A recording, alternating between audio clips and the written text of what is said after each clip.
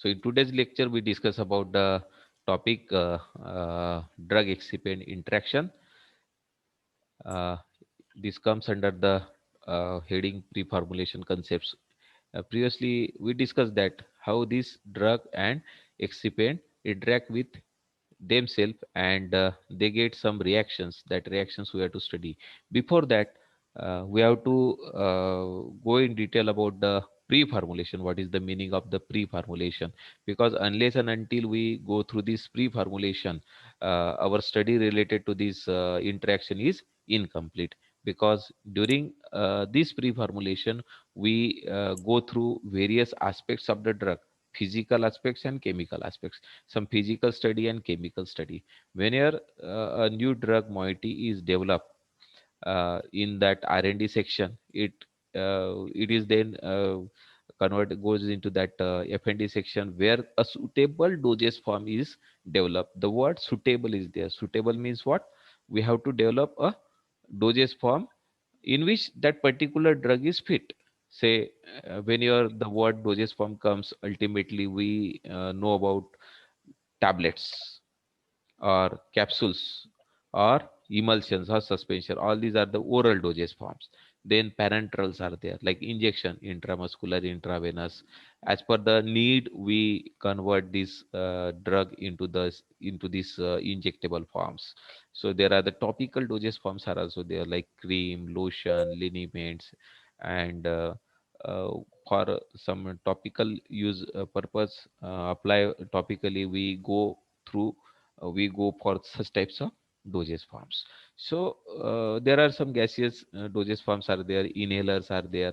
Depending upon the need of the patient, we develop that dosage form. But at the same time, every drug is not suitable for these types of dosage form. We have to so that's why we have to go through the physical and chemical properties of such dosage form. We have to know that physical properties of that particular dosage form. So that's why, say, for example, if we want to prepare a tablet, so we must know the flow property of that particular dosage form, that particular drug.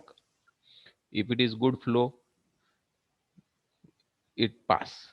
Second thing, then, if it is having a bulk density and tap density, what we describe what we take from this tap density and bulk density, the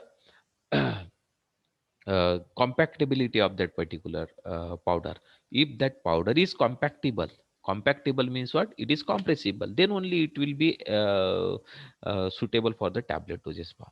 So the first thing is that number one, flow properties. Second one is the compactability, right? So these two properties are very essential for the tablet dosage form.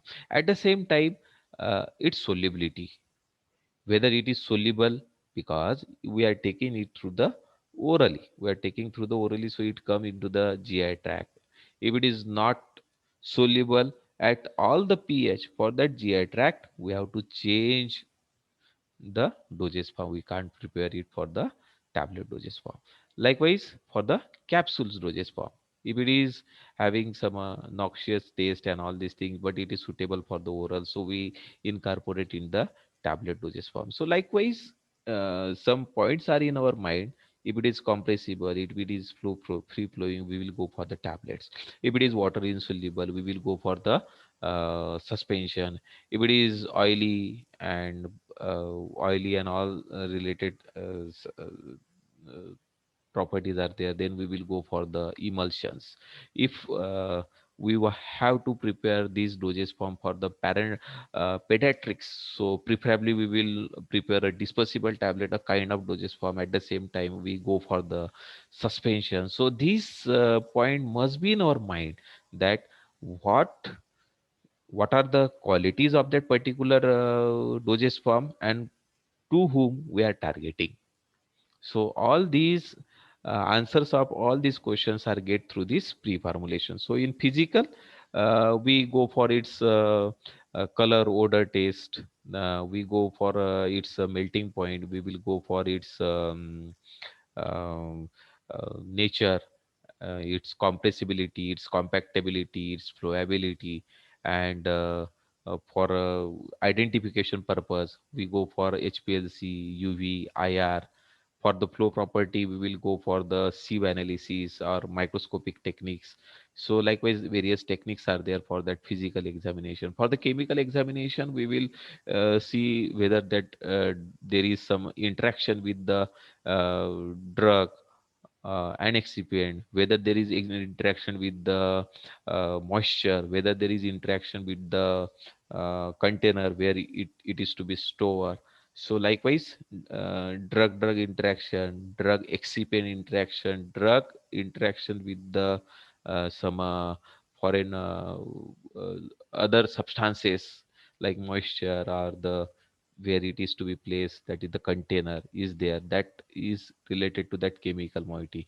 If drug itself get change its shape structure, so racemization, isomerization is there, this point we have to study in this physical and chemical. So we initially study this physico-chemical property of this API, so it should be studied, and depending upon its physico-chemical properties, we determine the dosage form, or we select the dosage form.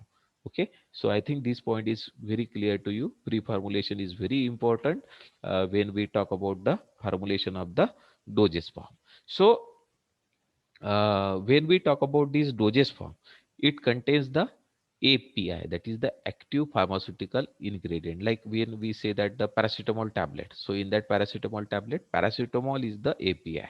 But when we weigh this paracetamol tablet, the dose of the paracetamol usual dose is 500 mg. The paracetamol tablet have the weight more than that 500 mg, maybe 600 or 650 mg. So what is the remaining portion, that is the 150 or 100 mg? What is the remaining portion? So that remaining portion is the excipients. And why we use this excipient, there are the diluents, binders, there are the glidants, there are the disintegrant, there are the flow promoters, coloring agent, antimicrobial agent. Likewise, these are the various excipient. We already gone through it in BPharm first year and BPharm final year. From all 4 years, we studied all these excipients, so we will not go in detail. But what are the importance of this excipient? It improves the processing. It enhances the aesthetic of that particular dosage form. It optimizes the product performance. It facilitate to the patient. It facilitate in the sense of what it gives. Say we prepare a test mask that the drug is bitter, so we prepare a test mask tablet. So it is the facility to the patient, or it is the compliance to the patient to that particular dosage form. So all these are the role of the excipients, and this excipient helps in imparting that acceptance to that particular uh, drug or the dosage form. So whenever we talk about this excipient, or the definition of excipient is that they are the inert one, means they doesn't have any pharmacological action. It is as per the definition, but they have some pharmacological action, say lactose or MCC or talc. They have some their own actions are there. We can't say their pharmacological action, but have their own actions, and according to that, they may have some functional groups which which gives their action.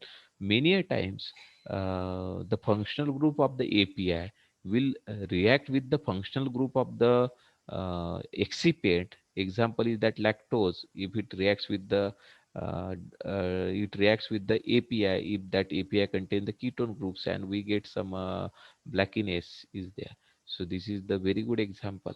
So we will not use the lactose with such types of drug if there is some interactions are there. So we have to consider, we have to keep in mind that there should not be a drug excipient interactions, because if there is drug excipient interaction is there, that excipient will change the property of the API. And there are different um,